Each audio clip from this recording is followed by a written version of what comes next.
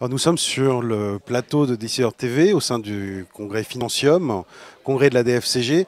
Philippe Audouin, merci d'être avec nous. Alors, Merci, bonjour. vous étiez chez Euraseo, on vous a vu longtemps un grand parcours. Vous êtes en ce moment dans une phase un peu de transition et on attend avec impatience de vous voir par-delà le think tank Messine et d'autres aventures. Alors, un peu chez vous, parce que membre de la DFCG depuis des années, vous en avez également été président.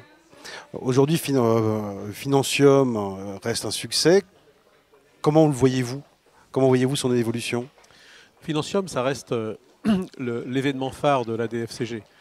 Donc c'est évidemment un événement auquel il faut apporter toute l'attention. Il faut être capable d'offrir à nos adhérents et à nos visiteurs un contenu d'une richesse qui les motive pour venir. C'est vrai que c'est un grand succès. C'est un événement qui se renouvelle régulièrement au fil des ans. Bien sûr, il se renouvelle dans son contenu, mais ça c'est normal. Mais il se renouvelle également dans son format. Donc cette année, on teste un nouveau format. C'est aussi un des rares événements où les financiers de région viennent à Paris et peuvent rencontrer d'autres financiers dans un cadre beaucoup plus large. Donc c'est un événement très important pour l'association. Aujourd'hui, les grands enjeux de la profession, enfin de la profession finance en global, pour vous, sont lesquels? Alors il y a beaucoup d'enjeux aujourd'hui. Ce soir, je vais remettre le prix du directeur financier de l'année. Donc vous êtes président du jury. Dont je préside le jury. Et ce qui me frappe particulièrement cette année, c'est que les candidats nominés, donc les nominés, il faut bien avoir en tête que c'est la crème de la crème, parce que la sélection, c'est un processus qui a démarré en avril, qui se termine maintenant.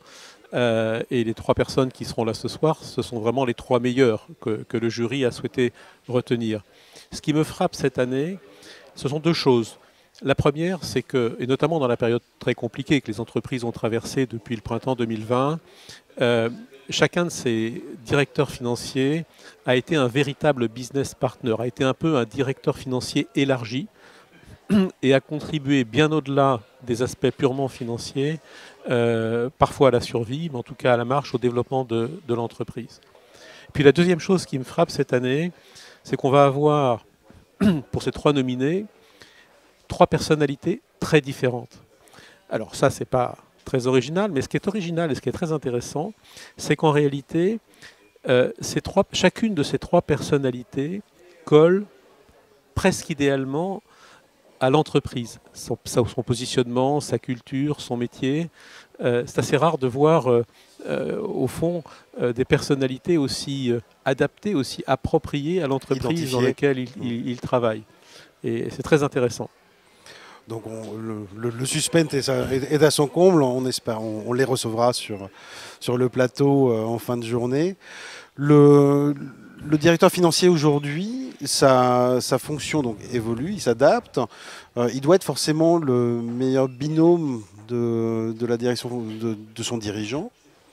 Comment ça se passe au niveau de cette articulation? C'est une bonne question parce qu'effectivement, ce que je disais à l'instant, que le directeur financier était de plus en plus un business partner, et effectivement, ça en fait de plus en plus un potentiel numéro 2, voire numéro 2 d'emblée, parce que ses fonctions se sont élargies. Parmi les fonctions élargies, d'ailleurs, il y en a une que je n'ai pas citée, mais qui est importante, c'est la dimension ESG, qui aujourd'hui concerne toutes les entreprises. Et la direction financière a évidemment clairement un rôle à jouer dans ces aspects-là. Donc je crois que c'est un métier qui a beaucoup évolué, qui va continuer d'évoluer.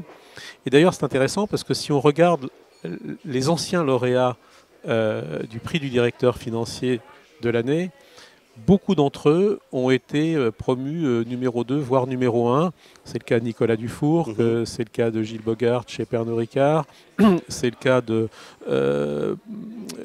Laurent Guyot chez Saint-Gobain, qui a pris une fonction opérationnelle chez Saint-Gobain avant de prendre aujourd'hui la tête, il est courageux, de Orpea, qui n'est pas un sujet facile, mais Laurent est quelqu'un de très solide. C'est le cas d'Antoine Burel chez Legrand. Donc beaucoup d'entre eux, effectivement, ont progressé dans leur carrière professionnelle et sont allés vers des fonctions opérationnelles encore plus larges. Donc un prix du directeur financier qui aide déjà à passer la marche du numéro 2 vers le 1,5 ? Alors, je ne sais pas si on peut dire qu'il aide, peut-être un petit peu, mais en tout cas, les choix du jury, en fait, on montre vraiment rétrospectivement que c'était de très bons candidats. Merci à vous, Philippe Audouin. Et Merci à rendez-vous vous. l'année prochaine. À l'année prochaine. Au revoir. Merci.